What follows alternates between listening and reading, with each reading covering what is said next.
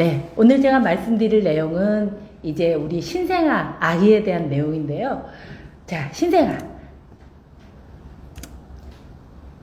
제 얼굴이 저희 차장님이 엄청 얼굴을 깎아주셔서 얼굴이 예쁘게 나왔습니다. 실상은 이렇지는 않습니다. 자, 신생아. 신생아란 아이가 태어나서 4주, 한 달까지 아이를 신생아라고 얘기합니다. 그런데 왜 신생아 시기가 중요하다고 생각을 하냐면요. 아이가 사실은 엄마 아빠의 공동 노력에 의해서 나의 자궁이라는 안전한 환경에서 지금 무럭무럭 자라나고 있습니다. 이 아이들이 일정한 시간이 돼서 세상 밖으로 나오게 되면 배 안의 환경하고 배 밖의 환경은 180도로 달라집니다. 아이가 태어나게 되면 출생 후에 자궁 외 환경에서 생존하기 위한 여러 가지 생리적 적응 현상들이 완성되게 됩니다. 예, 이렇게 아직은 불안전하고 굉장히 힘든 이런 아이들이지만 이 아이들이 이렇게 힘든 상황에서 자기 자신을 돌볼 수 있는 힘들이 조금은 있는데요. 그렇지만 아직은 부족하기 때문에 이 아이들이 잘 살기 위해서는 엄마 아빠의 노력이 굉장히 많이 필요한데요. 이렇게 어려운 환경이기 때문에 이 아이들 때 사망률이라든지 이완율이 굉장히 높아서 우리 아이가 첫 1년은 사는 동안 영아 사망의 3분의 2가 이 신생아기에 일어난다고 합니다. 그래서 이 신생아기를 잘 지내게 되면 우리 아이가 좀 더 건강하게 잘 살 수 있게 되기 때문에 이 신생아에 대해서 저희가 떼어서 공부를 하게 되는 거고요. 자, 신생아의 신체적 특징에 대해서 알아보겠는데요. 자, 우리 아이 태어나면 머리가 산도를 진입하는 가장 첫 번째 부분인데요.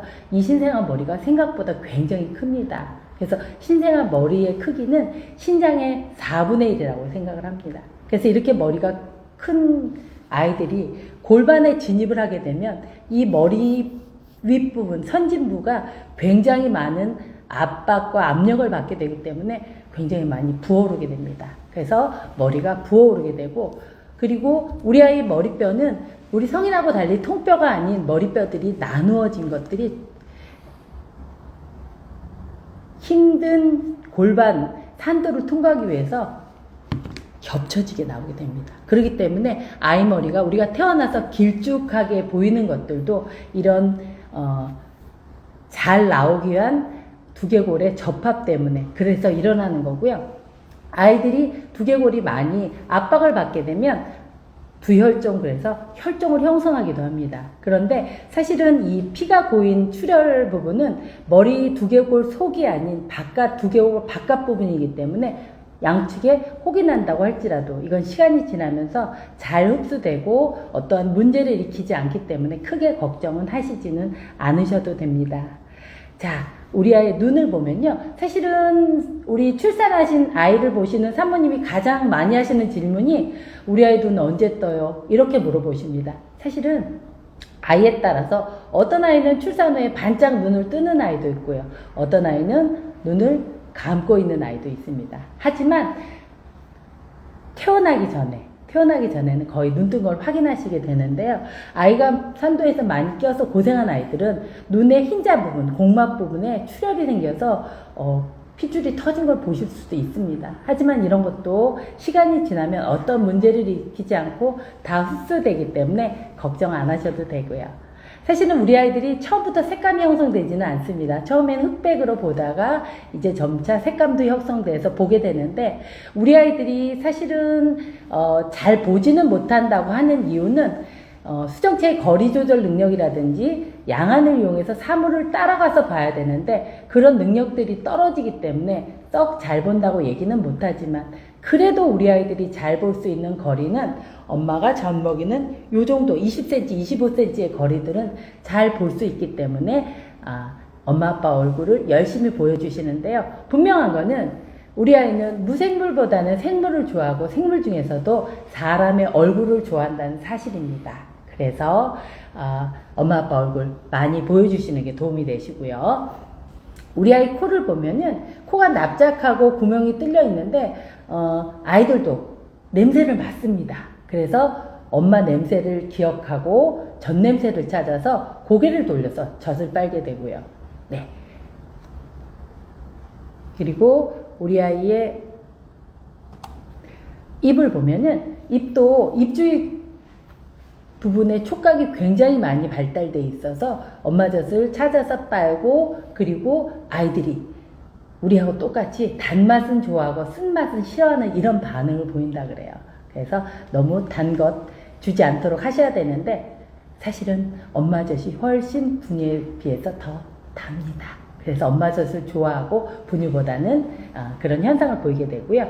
귀를 보면은 사실은 청력은 출생 전부터 발달되어서 나온다고 합니다. 그런데 사실은 산도를 통과하면서 귀가 젖어 있는 상황이 있기 때문에 귀가 마르게 되면 소리가 어디서 들려오는지 알게 되는데, 신생아 출생아 1000명당 3명 정도 아이들이 선천성 난청을 겪는다고 합니다. 그래서 아이가 귀에 혹시 문제가 있다면 저희가 1개월 때는 발견을 해서 3개월에는 확진을 받고 6개월에는 치료가 시작을 해야 되는데요. 듣는 게 중요한 이유는 뭐냐면, 듣지 못하면 아이들의 인지 발달이 제대로 되지 않기 때문에 듣는 게 굉장히 중요한데, 듣는 거를 확인하는 이 신생아 청각 선별 검사를 국가지원사역으로 나라에서 지원을 해주고 있습니다. 그래서 퇴원 전에 아이가 듣는데 문제가 있는지, 정밀 검사가 필요한지를 저희가 체크해서 부모님들한테 알려드리게 됩니다.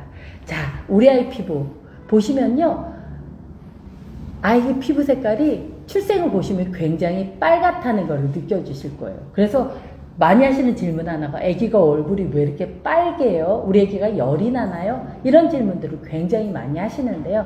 사실은 우리 신생아 피부는 성인에 비해서 우리 아이들이 헤모글로빈, 혈색소 수치가 굉장히 높기 때문에, 그래서 우리가 눈으로 보기에 굉장히 아이들이 피부 색깔이 빨갛다고 느껴지는 거고요. 이거는 시간이 지나면서 희석이 되기 때문에 좋아진다는 거 기억을 해주시면 되고요. 신생아 때 또 가장 흔하게 피부에서 볼 수 있는 그런 반점이 몽고 반점입니다. 우리 한국에서 출생한 아이의 97%가 몽고 반점을 갖고 태어난다고 하는데요. 몽고 반점이 생기는 이유는 멜라닌 색소 때문에 생기는데요. 우리가 흔히 몽고 반점 그러면 엉덩이 부분에만 있다고 생각을 하시는데 그렇지 않고요. 등에도 있고요. 어깨도 있고요. 다리에도 있고 발목에도 있고 이렇게 여러 부위에 나타납니다. 이건 분명히 없어지는데요. 아이들에 따라서 유난히 몽고 반점이 많은 친구들도 있고, 어떤 아이는 거의 안 보이는 친구도 있습니다. 개인 차이가 있는데, 보통은 학령기 안에는 다 없어지기 때문에 크게 걱정 안 하셔도 되는데요. 모든 장기 기능이 미숙하듯이 우리 아이 피부의 기능도 미숙합니다. 그래서 아직 피부에 혈관이며 신경이 완성이 안 돼서 수분을 굉장히 쉽게 잃어버리는 그런 건조한 피부이기 때문에 아이에게 보습작용을 해줄 수 있는 오일이나 로션 같은 걸 발라주는 것들은 도움이 된다는 거 기억을 해주시면 되시고요. 자, 우리 아이 가슴을 보면은 엄마 배 안에 있을 때 우리 엄마의 여성 호르몬의 영향에 의해서 가슴 부분에 몽우리가 도드러지게 나타나는 것을 보실 수 있습니다. 어른들이 흔히 말씀하시는데요. 가슴을 짜줘라. 그래야지만 함몰 유두가 안 되고, 가슴을 짜주지 않으면 함몰 유두가 된다고 얘기하시는 어르신들이 많습니다. 가슴을 짜면 사실은 마유라고 해서 젖이 나옵니다. 하지만 이거는 절대 짜시면 안 된다는 걸 기억해 주시고요. 젖을 짜게 되면 염증이 생길 수 있기 때문에 가슴은 절대 짜면 안 된다 기억을 해 주시고요. 네, 우리 아이의 성기를 보면은 남자아이들은 고환이 2개가 음낭 안에서 만져지는 걸 확인하고요. 여자아이들 같은 경우는 여자의 생식기가 다 만들어져 있는 걸 확인할 겁니다. 이 부분은 제가 좀 더 뒤에서 자세히 말씀드리겠습니다. 자, 우리 아이의 이제 생리적 특징인데요. 우리 아이 신생아 체온 몇 도일까요? 우리는 성인은 36도 5분라는 거 알고 계십니다. 우리 아이들의 체온은 36도 5분에서 37도 5분 사이를 정상으로 얘기합니다. 성인에 비해서 한 1도 정도가 체온이 높습니다. 그래서 아이를 만져보면 조금 따뜻하다고 느껴지시는 이유는 아이 체온이 높기 때문입니다. 그런데 중요한 건 우리 아이 체온 조절 능력이 미숙하다 보니까 주변 온도에 영향을 많이 받는다는 사실입니다. 그래서 우리 아이가 살 수 있는 그런 실내 환경의 온도는 한 24도 정도 해주시면 좋은데요. 어르신들이 또 자꾸 어르신들의 이 비교를 해서 조금 죄송한 마음이 드는데, 어르신들이 또 가장 많이 하시는 말씀이 뭐냐면 아이는 추우니까 따뜻하게 해줘야 돼, 이런 말씀을 굉장히 많이 해주세요. 그래서 요즘 겨울철이다 보니까 분명히 보일러는 빵빵 떼실 거고요. 또 아이들 옷도 많이 입혀주시고 이불도 많이 덮어주시다 보니까 그로 인해서 아이 체온이 주변 온도하고 같이 따라 올라가는 경우가 있습니다. 그래서 이런 경우는 너무 덥지 않게 해주셔야 되는데, 아니 그러면 아이 체온은 우리가 규칙적으로 매일매일 여러 번 체크를 해야 되나? 이렇게 또 생각하실 거예요. 하지만 그러실 필요는 없습니다. 우리 아이 매일매일 체온 재실 필요는 없고요. 아이를 돌보다 보니까 우리 아이가 좀 따끈따끈하게 느껴져, 아니면 차갑게 느껴져, 이럴 땐 재보셔야 되는데 아마 차갑게 느껴진다고 생각하실 경우는 거의 없으실 거예요. 우리 아이가 따끈따끈하게 열이 나는 것 같아, 이렇게 생각이 드실 때는 체온을 재보셔야 되는데, 우리 아이 체온을 재봤더니 오늘 체온이 38도야. 그런데 어머님이 오늘 날씨 굉장히 많이 춥다고 보일러도 많이 틀어놓고 이불도 많이 덮어주셨어. 그러시면 일단 아이를 얇게 입혀주시고 좀 벗겨주시는 게 필요합니다. 그렇다고 애기를 홀라당 빨개 벗기시면 안 되시고요. 기본적으로 옷 입고 속삭이 정도 입혀주시고 속삭이 정도 쌓여준 상태에서 지켜봤는데, 한두 시간 지나서 체온을 다시 체크해 보니까 체온이 정상 범위로 떨어졌어. 그러시면 병원에 굳이 안 오셔도 됩니다. 하지만 이렇게 열어주고 지켜봤음에도 불구하고 계속 38도라든지 38도 이상이 된다면 분명한 건 더워서도 열날 수 있지만 아기가 아파서도 열날 수 있다는 사실입니다. 그렇기 때문에 그럴 경우에는 소아청소년과를 방문하셔서 의사선생님의 체크를 받으시는 게 필요하시다는 거 기억을 해주시고요. 자, 호흡기계를 보면은 우리 아이가 엄마 배 안에 있을 때는 자궁 안에 양수가 잔뜩 들어 있습니다. 그러다 보니 우리 아이 폐 안에도 폐액이라고 액체가 들어 있습니다. 그런데 이 폐 안에 액체가 들어 있으면 우리 아이가 나중에 숨 쉬면 이거 어떻게, 물속에서 하는 거나 똑같은데, 그래서 우리 아이가 출산 과정을 통해서 우리 아이가 머리부터 이제 산도를 통해서 나오게 되는데, 출산 과정을 통해서 나오는, 얼굴이 나온과 동시에 엄마의 질근육이 아기 흉곽을 이렇게 눌러 짭니다. 그래서 폐 속에 있는 액체가 바깥으로 배출되기도 하고요. 또 다 나오지 못한 이런 액체들은 몸속에서 저절로 흡수가 됩니다. 그래서 아이가 출생 후에 첫 음과 동시에 이제 호흡이 시작되는데, 아이에 따라서 이 폐 속에 들어있는 액체가 빨리빨리 흡수가 돼야 되는데 흡수가 좀 더디고 느린 경우는 호흡이 불규칙해지고 빨라질 수 있습니다. 보통 대부분 이런 경우는 6시간 정도 되면 거의 흡수되고 좋아지지만 하루 정도 가는 경우도 있습니다. 그래서 요거는 병원에 계시는 동안 저희가 다 체크하고 봐드리기 때문에 걱정 안 하셔도 되는데, 그러면 평상시에 아이가 호흡을 잘하는지 내가 어떻게 알아야 돼? 자, 가장 중요한 거는 특히 먹을 때 우리 아이들이 빨고 삼키고 숨쉬고 빨고 삼키고 숨쉬고를 리드미컬하게 반복합니다. 근데 분명한 거는 한 번 빨고 한 번 삼키고 한 번 숨쉬지 않고요. 여러 번 빨고 삼키고 헐떡헐떡 숨쉰다는 사실입니다. 그래서 아이 먹일 때는 얼굴을 좀 잘 들여다보면서 숨쉬는 걸 잘 체크해 주셔야 되는데, 혹시 아이가 빨고 삼키고에 심취한 나머지 숨쉬는 걸 깜빡 까먹었어, 이런 아이들을 발견하게 되시면 입술부터 푸르스름하게 색깔이 변하는 걸 아실 수 있으세요.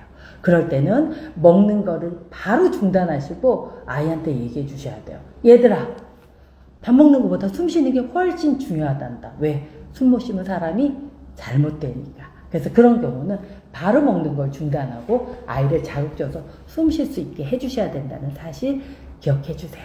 자, 이렇게 체온 조절도 잘 못하고 숨 쉬는 것도 어려운 우리 아이들이기 때문에 봄비병을 태어난 모든 아이들은 출산 후 6시간 동안 인큐베이터 안에서 살게 됩니다. 그래서 아이가 태어나게 되면 세상 밖의 온도가 자궁 안 온도보다 훨씬 온도 변화가 쉽거든요. 그래서 따뜻하게 보온하면서 숨 쉬는 거는 문제 없는지 확인하는 이런 6시간 과정을 거치게 되는데, 그러면 인큐베이터에서 하는 동안 우리가 무슨 비용 발생을 하고 돈을 내야 돼? 아니요. 전혀 그렇지 않습니다. 이거는 아이의 안전이 가장 우선이라고 생각하시는 저희 원장님의 마인드세요. 전국 병원에서 이렇게 거의 아이들을 출산 후에 인큐베이터에서 관찰하는 경우는 없습니다. 네.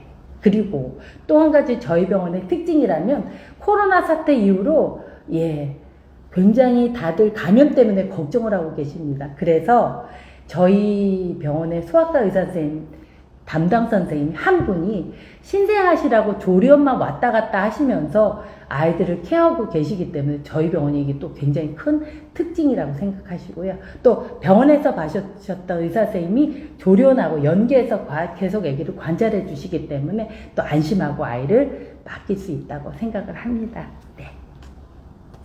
자, 이제 우리 아이 소화기계를 보면요.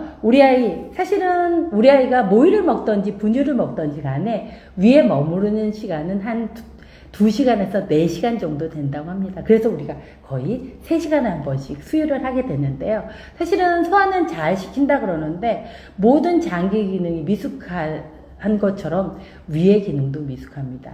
위의 생김새도 성인하고 달리 굉장히 곧게 서 있는 그런 형태를 보이고 있고요. 또 위하고 식도를 연결해주는 근육발육이 미숙해서 이렇게 느슨하게 열려있다 보니까 조그만 충격에 의해서 우리 아이들이 굉장히 잘 토합니다. 사실은 이거는 구토라고 표현하지는 않고 신생아 역류라고 표현하는데요. 이렇게 역류가 심한 아이들이기 때문에 잘 토합니다. 그런데 모유를 먹던지 분유를 먹던지 간에 많고 적음의 차이는 있지만 우리 아이들이 공기를 삼킵니다. 이 삼킨 공기가 들어가서 공기가 나오면서 먹은 것들을 더 잘 토하기 때문에 저희들이 먹고 나서 공기를 빼주는 트림을 시키는데요. 자, 트림은 어떻게 시켜야 돼? 네, 트림 시키는 방법 3가지 정도 제가 말씀드릴 건데요. 아이들이 공기는 기체니까 세워서 트림 시킨다고 생각하시면 돼요. 그래서 같은 손으로 아기 엉덩이를 붙잡고요. 아기 머리를 엄마 어깨 쪽으로 이렇게 비스듬히 놓아서 트림시키는 방법이 있어요. 이 방법 하실 때 주의하실 사항은 뭐냐면 아이가 얼굴이 뒤쪽에 있기 때문에 토하는 게 잘 안 보인다는 사실입니다. 그래서 이 어깨에 아이를 메어서 트림을 시킬 때는 수건을 한번 어깨에 이렇게 메어주신 다음에 아기를 어깨에 메어서 톡톡톡 두들겨주거나 쓰다듬어주거나 올려주거나 어떤 방법도 괜찮습니다. 그러면 트림 시키는데 우리 아이 두들기는 강도하고 트림하고 상관이 있나요? 전혀 상관없습니다. 예를 들어서 세게 트림 시켜서 트림을 잘한다고 너무 이건 아이를 구타하는 겁니다. 그래서 너무 세게 두들기지 않고 가볍게 톡톡톡톡 두들기는 것만으로도 충분하고요. 네, 이런 방법이 하나 있고 또 다른 방법은 아이들이 엄마 심장 소리에 너무 배 안에서 익숙했잖아요. 엄마 심장 소리에 엄마 심장 부분에 머리를 대주고 또 두들겨주거나 쓰다듬어주거나 올려주는 이런 방법이 있고요.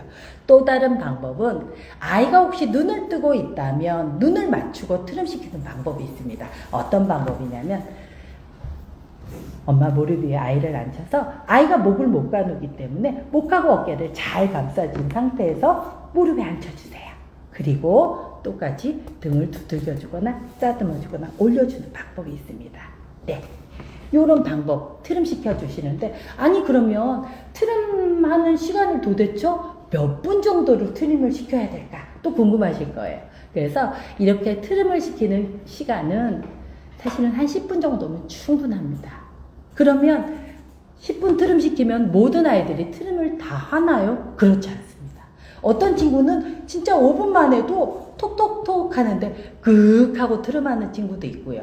어떤 아이는 아무리 두들겨도 트림을 안 하는 친구도 있습니다.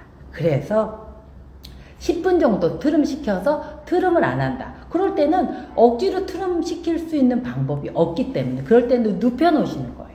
근데 눕혀놓을 때 주의할 사항은 우리 신생아가 굉장히 잘 토한다는 사실입니다. 그래서 아기를 눕혀놓으실 때는 눕혀놓음과 동시에 고개는 옆쪽으로 좀 돌려주시는 게 도움이 되십니다. 왜냐하면 하늘 보고 눕혀있다 보면 아이들이 공기가 올라오면서 훅 하고 토하면서 밖으로 토하는 부분도 있지만 목 뒤쪽으로 해서 기도 쪽으로 콧물이 넘어 들어갈 수도 있기 때문에 눕혀 놓으실 때는 고개를 꼭 양옆으로 돌려서 눕혀 주시는데요. 아이들이 소화하는 그런 것들이 자세에도 영향을 받습니다. 그래서 우리 아이는 유난히 잘 토하고 하는 아이야. 그렇다면 몸을 오른쪽으로 좀 돌려서 눕혀주신다면 좀 더 소화에 용이하다 그러니까 이런 방법도 써보시는 것들이 도움이 되실 것입니다. 자, 우리 아이 비뇨기계를 보면요. 우리 아이가 배 안에서도 소변을 봅니다. 보통 3, 4개월 정도부터도 소변이 만들어져서 자궁 안에서 소변을 봅니다. 그래서 나중에 임신 후반기에 양수의 농도를 보면 아이 소변 농도하고 비슷해집니다. 그런데 배 안에서 소변 본 거는 우리가 알 수가 없습니다. 그래서 태어나서도 보통 소변 보는 걸 꼭 확인해서 보내드리는데요. 대부분은 24시간 아이들이 안에 소변을 보게 됩니다. 그렇지만 48시간이 지나서 소변이 안 나온다면 그거에 대한 정밀 진찰이 필요할 수도 있는데요. 제가 아기 본 지 조금 오래됐습니다. 그런데 여태까지 제가 아기 보면서 태어나기 전에 소변 못 봐서 집에 못 간 친구는 없었습니다. 보는 시점에 약간 상관은 있지만 다 소변 봐서 집에 갔는데요. 중요한 거는 이 소변의 횟수가 먹는 거에 영향을 끼친다는 사실입니다. 먹는 거에 영향을 받습니다. 그래서 아이들이 초기에 먹는 양이 좀 부족하다 싶으면 소변 나오는 횟수가 줄어들 수 있습니다. 그래서 우리 아이가 잘 먹었는지 알 수 있는 지표는 소변 보는 횟수입니다. 그래서 보통 6번에서 8번 이상 기저귀를 흠뻑 적신다. 그러면 아, 우리 아이가 잘 먹고 있구나 라고 생각을 하시면 된다는 사실입니다. 자, 우리 아이에게 생식기에 대해서 알아보겠습니다. 네, 우리 아이 남자아이가 태어나면 음낭 안에 고환 2개가 들어있는 걸 꼭 확인하게 되는데요. 아이에 따라서 이렇게 음낭 안에 고환이 들어있지 않는 것을 잠복고환이라고 얘기를 합니다. 근데 잠복고환이 꽤 있습니다. 그러면 또 걱정되실 거 아니에요. 아니, 고환이 없으면 우리 아이 남자인데 이거 어떡하면 좋아. 네, 걱정하지 않으셔도 되고요.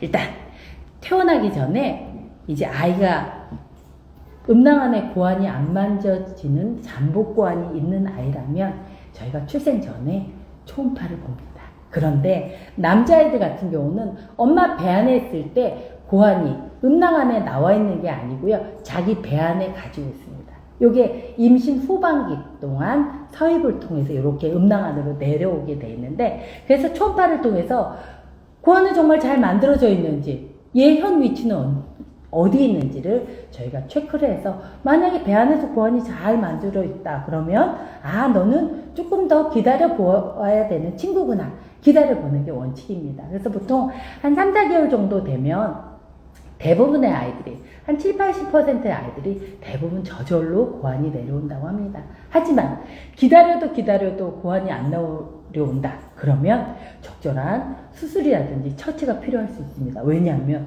고환이 음낭 안으로 나오는 거는 시원한 데를 찾아서 나오는데 배 안에서 계속 있다 보면 나중에 생식이라든지 이런 문제를 일으킬 수 있기 때문에 그래, 고환이 잘 내려온지는 확인해 봐야 된다 생각하시면 되고요. 음낭 수종이라서 음낭에 액체가 보이는 것들이 남자애들에게 굉장히 흔합니다. 아니, 그럼 이 음낭 안에 액체가 왜 생기는 거야? 그 이유는 아이가 고환이 내려오면서 생겼던 길을 통해서 우리 아이의 장액이 내려와서 음낭 안에 물이 차는 겁니다. 이것도 대부분은 시간이 지나면 저절로 흡수되기 때문에 기다려본다. 기억을 해주시면 되시고요. 여자애들 같은 경우는 엄마 배 안에 있을 때 엄마 여성 호르몬의 영향에 의해서 질 쪽에서 하얗게 냉처럼 분비물이 나온다든지 아니면 생리하는 것처럼 피가 나온다든지 이런 것들이 있을 수 있는데 이것 모두 엄마 호르몬의 영향권에서 벗어나게 되면 없어지는 거기 때문에 크게 걱정 안 하셔도 됩니다. 자, 우리 아이 신경계를 보면요. 아이들이 신경계가 미숙해서 내 딸꾹질을 굉장히 많이 하게 됩니다. 이거는 보통은 어르신들은 춥기에도 발생하지만 먹고 난 후에 많이 발생을 하게 됩니다. 그러면 딸꾹질, 이거는 병이 아닙니다. 그래서 대부분 시간이 지나면 좋아지기 때문에 그냥 놔둬도 되는데 우리들 입장에서 보면은 딸꾹질을 우리가 딸꾹 한다고 하면 굉장히 불편하잖아요. 그래서 아기가 딸꾹질을 계속하고 있는 걸 본다는 거는 굉장히 불편한 일입니다. 그래서 딸꾹질 그치는 방법 3가지 말씀드릴 건데요. 혹시 먹는 도중이라면 계속해서 모유든지 분유든지 더 먹이는 방법이 있습니다. 그런데 한 가지 또 신경 써 주셔야 될 거, 물은 절대 먹여주지 마세요. 왜냐하면 6개월까지는 엄마 젖이든지 분유에 수분이 충분하기 때문에 물을 더 먹이실 필요는 없고요. 먹는 도중이라면 모유나 분유를 조금 더 먹여주시면 대부분 아이들의 딸꾹질이 그칩니다. 근데 우리 아이는 잔뜩 먹어서 배불러서 더 이상 먹지는 않아요. 그러면 우리는 어떻게 해야 될까요? 그럴 때는 자, 티슈를 똘똘 말아주세요. 그래서 우리 아이 코에 간질간질 재채기 시키는 방법이 하나 있습니다. 근데 이 방법도 저 방법도 소용이 없어. 그럴 때는 어떤 걸 해주시냐면 조금 울리는 방법입니다. 그래서 아이 발을 만져준다든지 기저귀를 감다든지 이렇게 해서 아이가 울게 되면 대부분 이 딸꾹질은 그치게 되기 때문에 요 3가지 방법을 적절히 사용해 보시고요. 또 한 가지 신경계가 미숙해서 발생하는 것 중에 말씀드리고 싶은 거는 아이들이 깜짝깜짝 놀라거나 파르르 떠는 겁니다. 신생한테 흔히 많아요. 그러면 이것도 신경계가 미숙해서 그런 거기 때문에 걱정 안 하셔도 돼요. 그런데 한 가지 감별돼야 될 거, 경기. 경기는 분명히 어떤 문제가 있기 때문에 하는 겁니다. 그러면 신경계가 미숙해서 아기가 깜짝깜짝 놀라든지 파르르 떠는 것과 경기를 구분할 수 있는 방법이 뭐 있어? 그럴 때는 아이를 포근히 안아줍니다. 아니면 돌돌돌 잘 싸줍니다. 이러면 없어집니다. 이거는 신경계가 미숙한 거기 때문에 걱정 안 하셔도 되고요. 하지만 어떤 이유에서 하는 경기라면 아무리 엄마가 포근히 안아주신다고 할지라도 계속 까딱까딱 한다든지 움직임이 있다든지 입을 실룩실룩 한다든지 이런 게 있을 수 있어요. 그럴 때는 바로 병원에 내원하신다는 거 기억을 해주시고요. 자, 이제 우리 아이에게 나타나는 것 중에 알아야 될 건데요. 첫 번째, 신생아 황달. 자, 황달이 나타나는데요. 보통 만삭 신생아의 60%, 미숙아의 80%에서 황달이 나타난다 그래요. 근데 그럼 황달은 왜 생기는 거야? 황달이 생기는 이유는요, 이제 오래 혈구가, 그러니까 노쇠한 늙은 적혈구가 깨지면서 노란 빌리루빈이라는 것들을 만들어냅니다. 근데 이게 간에서 잘 처리가 돼야 되는데 간에서 처리가 잘 안 돼서 피부나 점막에 침착돼서 우리가 노랗게 황달이 있구나라는 걸 이제 보시게 되는데요. 보통 대부분의 황달은 얼굴부터 시작해서 몸으로 이렇게 내려갑니다.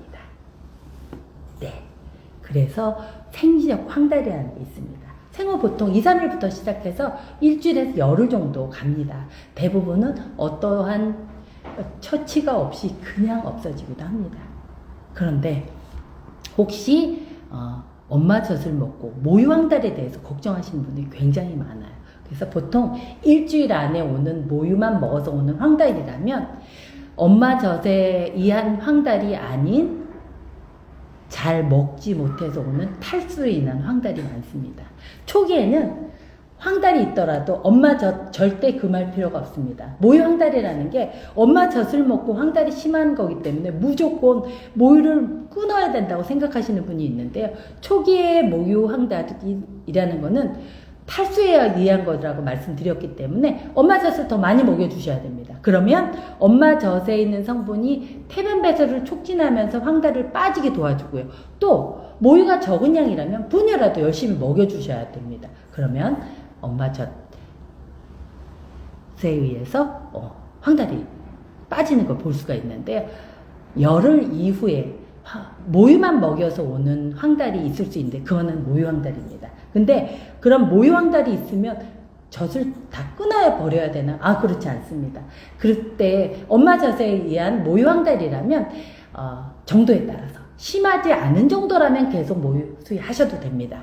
하지만 진찰 받았더니 의사 선생님이 얘는 모유황달이 있어요. 그러면 하루 이틀 정도 모유를 그쳐주시고 분유를 먹여주세요. 분유 먹게 되면 좋아지거든요. 그래서 그러고 난 다음에 더 심해지지 않기 때문에 무조건 모유황달이라고 젖을 끊는 건 아니라는 걸 기억을 해주시고요. 자, 병적 황달입니다. 병적 황달은 아이가 가장 흔하게 병적 황달 나타나는 거는 보통 24시간 안에 많이 나타나는 ABO 부적합증이라는 황달입니다. 요거는 엄마가 O형이고 아기가 A형이나 B형인 경우 딴 친구에 비해서 한 20% 정도 더 많이 나타나는데요. 이렇게 생후 24시간 이후에 나타난 황달들은 저희가 병원에서 잘 관찰해 드리기 때문에 걱정 안 하셔도 됩니다. 그런데 이제 집에 가셔서 황달이 더 심해지는 거, 요거는 이제 지켜봐 주셔야 되는데, 요즘에는 거의 대부분 조리원들을 많이 가시기 때문에 조리원에서 선생님들이 체크를 해주시긴 하시는데요. 우리 아기 황달 지켜봐야 된다는 정도 있는 경우는 저희가 퇴원시킬 때 우리 아이는 황달이 좀 오고 있습니다. 산모님 좀 지켜봐 주세요. 이렇게 얘기를 들은 경우 2, 3일이나 3, 4일 지났는데 얼굴부터 시작해서 황달이 내려간다고 그랬는데 배까지 몸까지 좀 많이 노란 것 같아. 이럴 때는 지켜보시고 병원에 방문해 주셔야 됩니다. 그래서 간단한 피검사를 통해서 이게 정말 더 지켜봐도 되는 황달인지 아니면 치료가 필요한 황달인지는 소아청소년과 의사선생님들이 체크를 해주시기 때문에 혹시 많이 노래진 것 같아. 그럴 때는 소아과 방문해 주신다는 거 기억해 주시고요. 이렇게 치료가 필요한 아이들한테 하는 치료는 이렇게 광선치료라는 것을 합니다. 보통 형광치료, 광선치료 이렇게 얘기를 하는데 아이가 화면에 보시면 아이 눈에 안대를 하고 있습니다. 왜냐하면 빛을 쬐기 때문에 눈이 상할까봐 안대를 하고 있고요. 그 다음에 기저귀 차고 선탠 하듯이 벗고 있는 겁니다. 손세게 하신 거 보이실 거예요. 왜냐하면 아이들이 자기도 모르게 움직일 수 있기 때문에 그러다 보면 몸을 상할 수 있기 때문에 이런 경우는 저희가 손싸개를 해놓기 때문에 이렇게 황달 치료를 하는구나 기억을 해주시면 되시고요. 자, 우리 아이 배변 상태입니다. 자, 아이가 가장 처음에 나오는 변 태변입니다. 태변은 어떻게 생겼냐면요. 흔하게 표현하는 건 저기 아스팔트 가보시면 까만 콜타르 뿌려놓은 거 보실 거예요. 아스팔트 색깔이라고 생각하시면 돼요.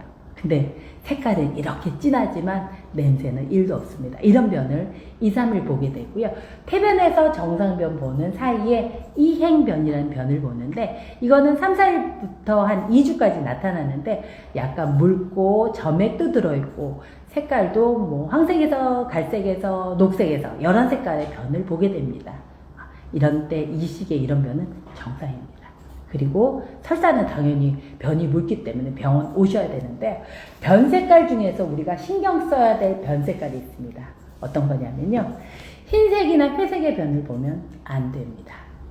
자, 왜 흰색이나 회색 변이 나오면요.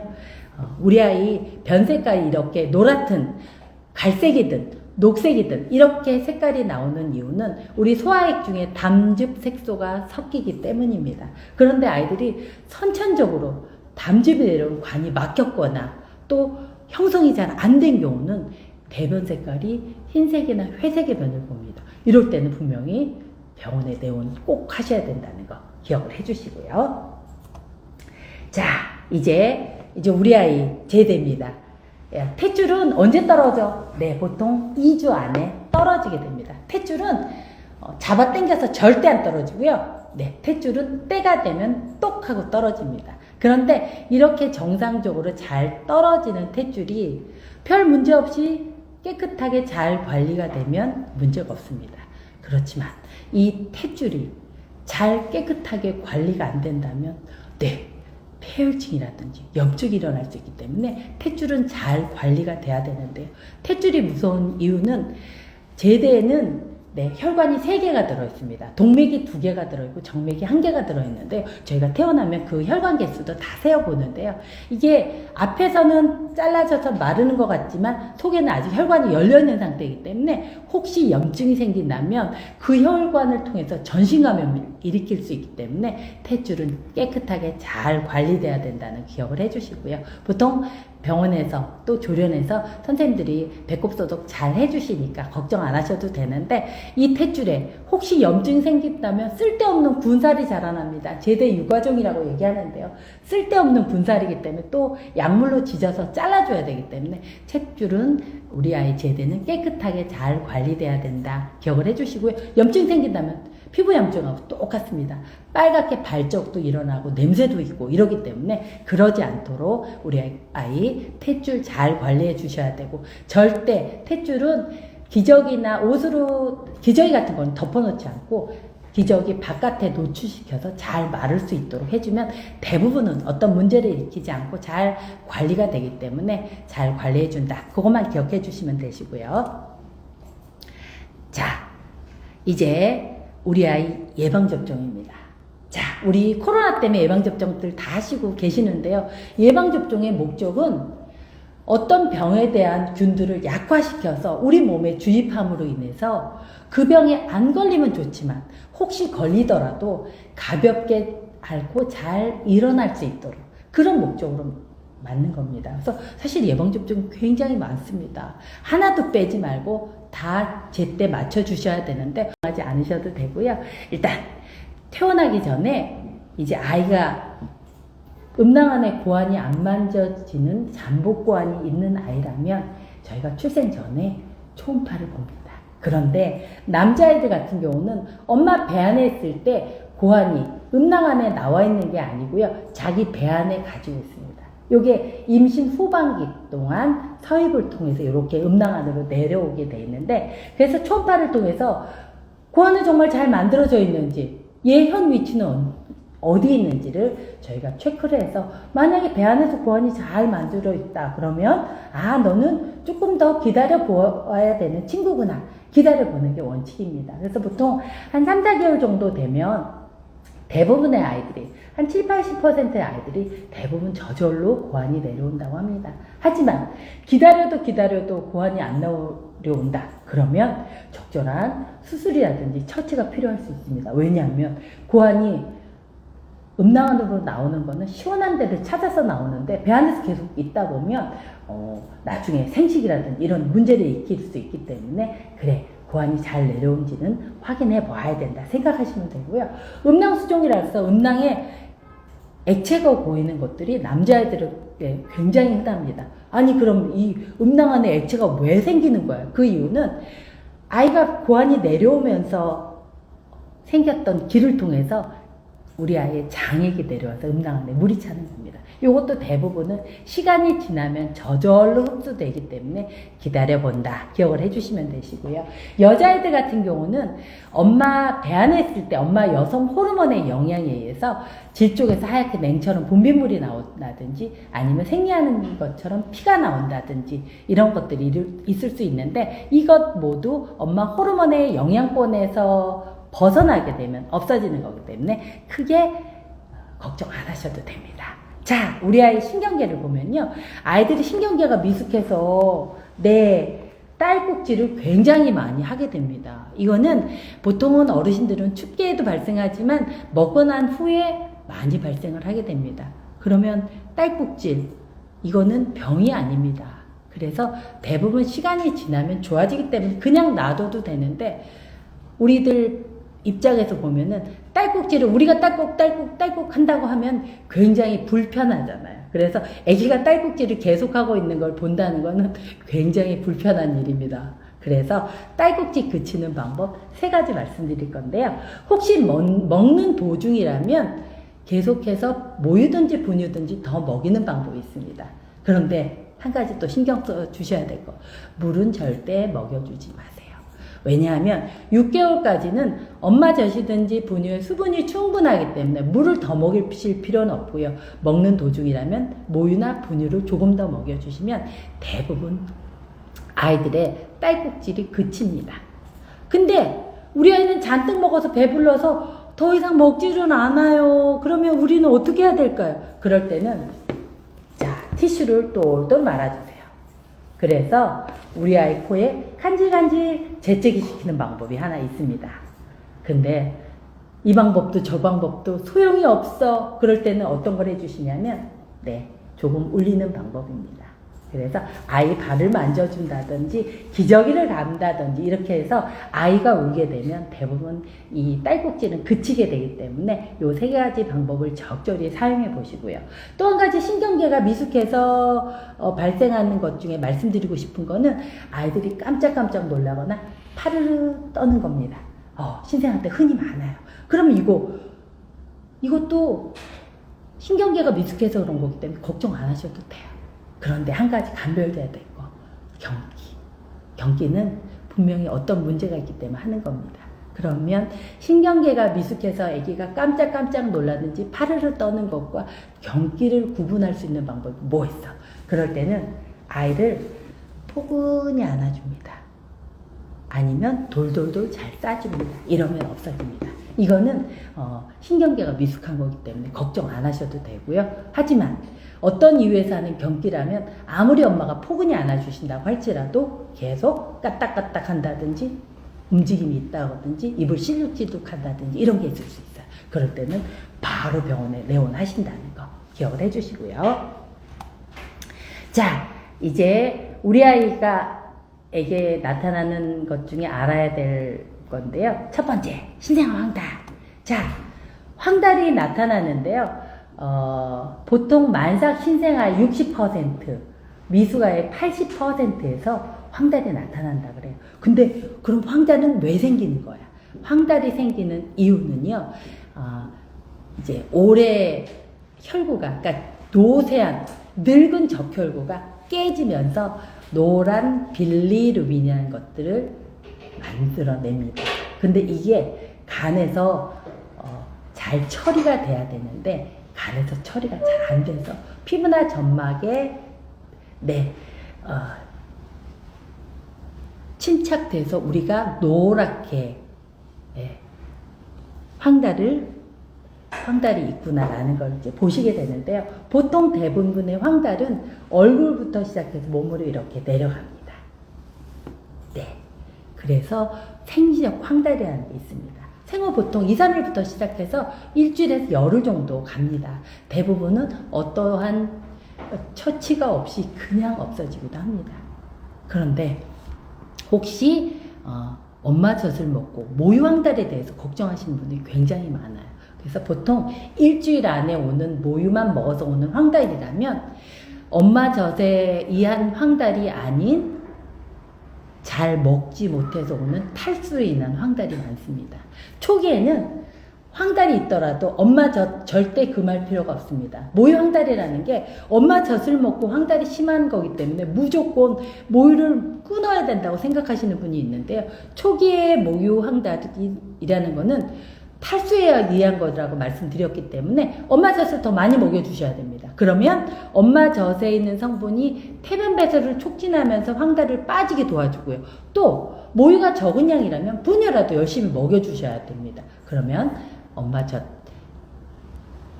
의해서 황달이 빠지는 걸 볼 수가 있는데요.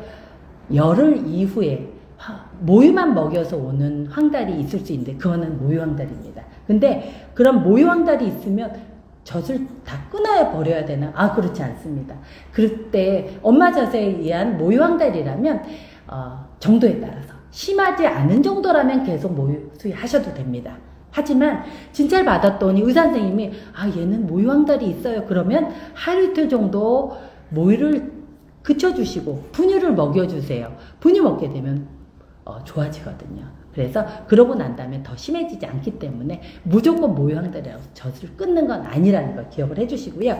자, 병적 황달입니다. 병적 황달은 아이가 가장 흔하게 병적 황달 나타나는 거는 보통 24시간 안에 많이 나타나는 ABO 부적합증이라는 황달입니다. 요거는 엄마가 O형이고 아기가 A형이나 B형인 경우 딴 친구에 비해서 한 20% 정도 더 많이 나타나는데요. 이렇게 생후 24시간 이후에 나타난 황달들은 저희가 병원에서 잘 관찰해 드리기 때문에 걱정 안 하셔도 됩니다. 그런데 이제 집에 가셔서 황달이 더 심해지는 거, 요거는 이제 지켜봐 주셔야 되는데, 요즘에는 거의 대부분 조련들을 많이 가시기 때문에 조련에서 선생님들이 체크를 해주시긴 하시는데요. 우리 아기 황달 지켜봐야 된다는 정도 있는 경우는 저희가 퇴원시킬 때 우리 아이는 황달이 좀 오고 있습니다, 산모님 좀 지켜봐 주세요, 이렇게 얘기를 들은 경우 2, 3일이나 3, 4일 지났는데 얼굴부터 시작해서 황달이 내려간다 그랬는데 배까지 몸까지 좀 많이 노란 것 같아. 이럴 때는 지켜보시고 병원에 방문해 주셔야 됩니다. 그래서 간단한 피검사를 통해서 이게 정말 더 지켜봐도 되는 황달인지 아니면 치료가 필요한 황달인지는 소아청소년과 의사선생님들이 체크를 해주시기 때문에 혹시 많이 노래진 것 같아, 그럴 때는 소아과 방문해 주신다는 거 기억해 주시고요. 이렇게 치료가 필요한 아이들한테 하는 치료는 이렇게 광선치료라는 것을 합니다. 보통 형광치료, 광선치료 이렇게 얘기를 하는데, 아이가 화면에 보시면 아이 눈에 안대를 하고 있습니다. 왜냐하면 빛을 쬐기 때문에 눈이 상할까봐 안대를 하고 있고요. 그 다음에 기저귀 차고 선탠 하듯이 벗고 있는 겁니다. 손세게 하신 거 보이실 거예요. 왜냐하면 아이들이 자기도 모르게 움직일 수 있기 때문에, 그러다 보면 몸을 상할 수 있기 때문에, 이런 경우는 저희가 손싸개를 해놓기 때문에 이렇게 황달 치료를 하는구나 기억을 해주시면 되시고요. 자, 우리 아이 배변 상태입니다. 자, 아이가 가장 처음에 나오는 변, 태변입니다. 태변은 어떻게 생겼냐면요, 흔하게 표현하는 건 저기 아스팔트 가보시면 까만 콜타르 뿌려놓은 거 보실 거예요. 아스팔트 색깔이라고 생각하시면 돼요. 근데 색깔은 이렇게 진하지만 냄새는 1도 없습니다. 이런 변을 2, 3일 보게 되고요. 태변에서 정상변 보는 사이에 이행변이라는 변을 보는데, 이거는 3, 4일부터 한 2주까지 나타나는데 약간 묽고 점액도 들어있고 색깔도 뭐 황색에서 갈색에서 녹색에서 여러 색깔의 변을 보게 됩니다. 이런 때 이 시기에 이런 변은 정상입니다. 그리고 설사는 당연히 변이 묽기 때문에 병원 오셔야 되는데, 변 색깔 중에서 우리가 신경 써야 될 변 색깔이 있습니다. 어떤 거냐면요, 흰색이나 회색의 변을 보면 안 됩니다. 자, 왜 흰색이나 회색 변이 나오면요, 우리 아이 변 색깔이 이렇게 노랗든 갈색이든 녹색이든 이렇게 색깔이 나오는 이유는 우리 소화액 중에 담즙 색소가 섞이기 때문입니다. 그런데 아이들이 선천적으로 담즙이 내려온 관이 막혔거나 또 형성이 잘 안 된 경우는 배변 색깔이 흰색이나 회색의 변을 봅니다. 이럴 때는 분명히 병원에 내원 꼭 하셔야 된다는 거 기억을 해주시고요. 자, 이제 우리 아이 제대입니다.